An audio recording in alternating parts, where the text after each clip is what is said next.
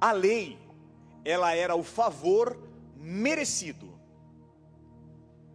Ou seja, a lei era tudo que você iria receber cumprindo perfeitamente as regras. A lei ela era meritocrática. Então a lei ela é um favor merecido, porque ela dependia. Você já percebeu como é que é na palavra? Se você obedecer, se você andar, se você fizer o que é certo. Mas a graça, ela é o favor imerecido. Esse é o evangelho da graça.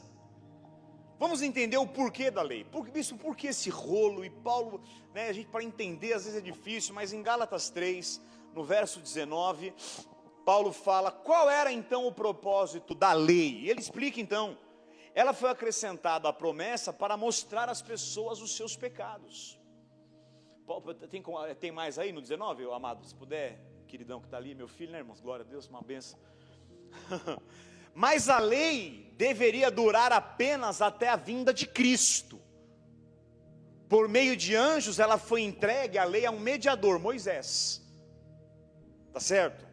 Então para que serve a lei? Na primeira parte do versículo ele fala para mostrar os seus pecados. Irmão, digamos que você como eu tem barba, e aí você está lá na cantina bela italiana, e quando você vai no banheiro tem um teco de tomate no seu bigode.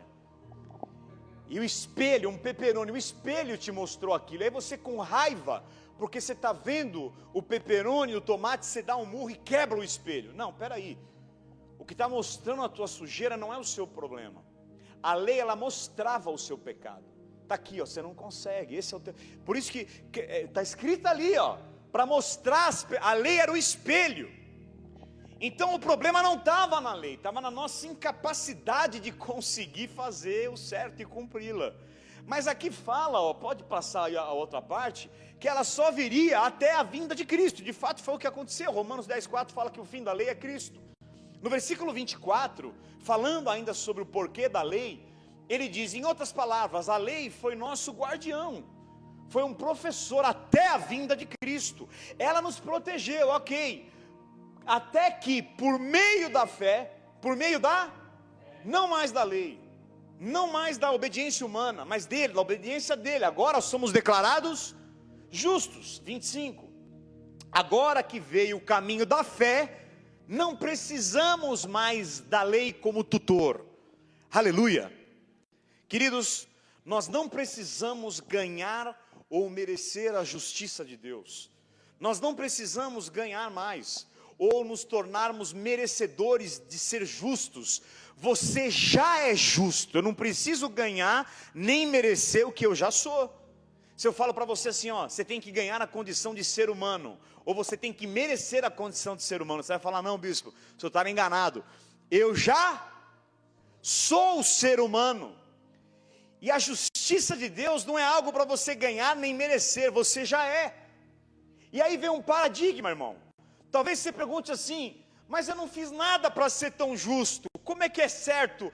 A pastora Tana, minha sogra, me falou esses dias, é muito difícil a gente entender que a gente errou tanto, né? E que a gente está realmente perdoado. Aí eu falei para ela, não precisa entender, só precisa acreditar.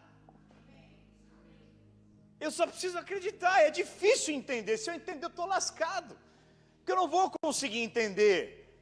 Então assim, talvez você diga, mas não fiz nada para ser justo, mas ele também não fez nada para merecer ser pecador.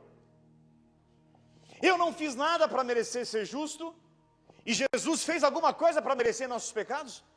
Não, só que todo o teu pecado foi colocado nele, ele se tornou pecador, e toda a santidade e justiça nele foi colocada em ti, e você se tornou justo e santificado. O que ele tinha veio para você, e o que nós tínhamos ele carregou.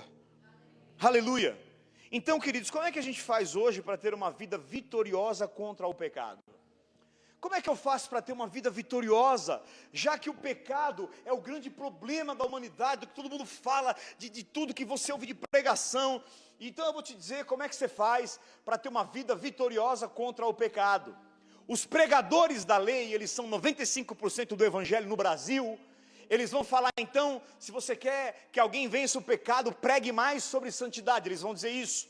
Pregue sobre arrependimento, pregue sobre sentir dor, sobre carregar condenação, culpa, aí no altar, resista até o sangue contra o pecado, vai, se esforce, confesse, chore, quebrante-se, vá no pó. Mas eu acredito que se você quer vencer o pecado, você vai vencer quando eu prego para você a graça. Quando eu prego para você a graça.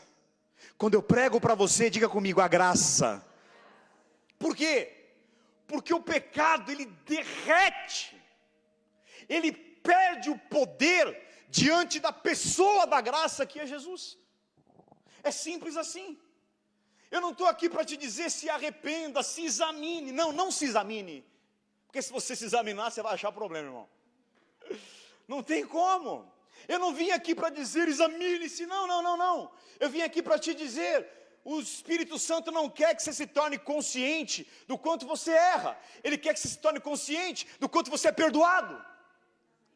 Ele quer que você se torne consciente do quão você é amado, mesmo com todos os erros.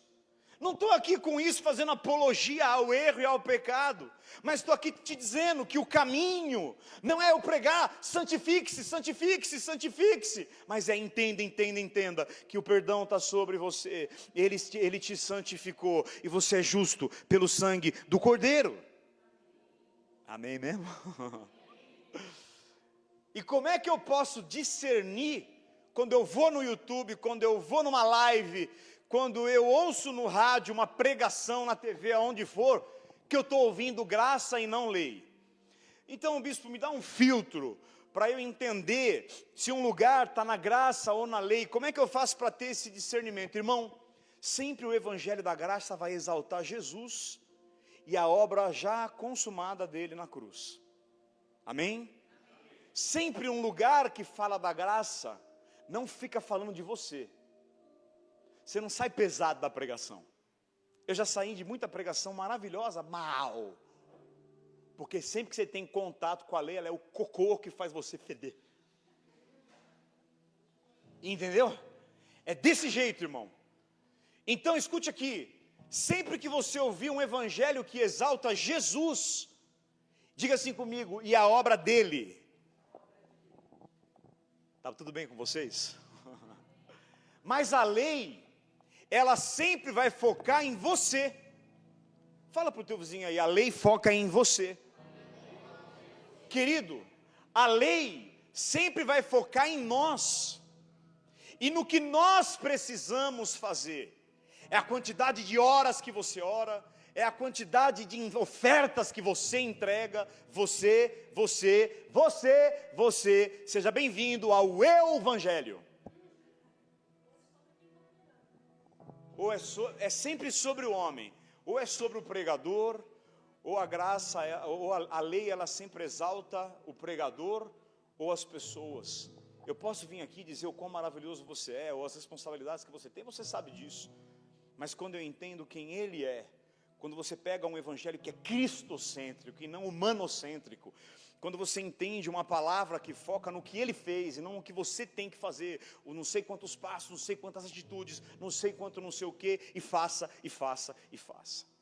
Olha o que Paulo, irado com isso, ele diz em Gálatas 1, essa mistura, versículo 6, admiro que vocês estejam se afastando tão depressa daquele que os chamou para si por meio da graça. Jesus te chamou para Ele por meio da graça, mas Ele fala, eu me admiro que vocês estejam se afastando tão depressa. Pode ir, vocês estão seguindo um caminho diferente.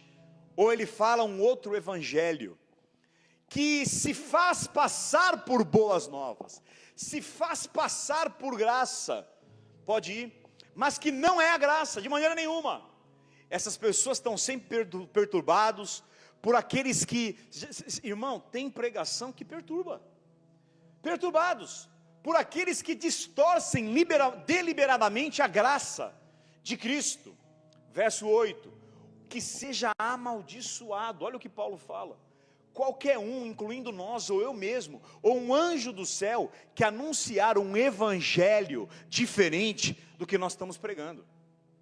9, Repito o que disse antes: se alguém anunciar um evangelho diferente do que vocês receberam de mim, que seja amaldiçoado. 10. Acaso eu estou querendo a aprovação das pessoas, ou será que procuro a aprovação de Deus? Se o meu objetivo fosse agradar as pessoas, eu não seria servo de Cristo.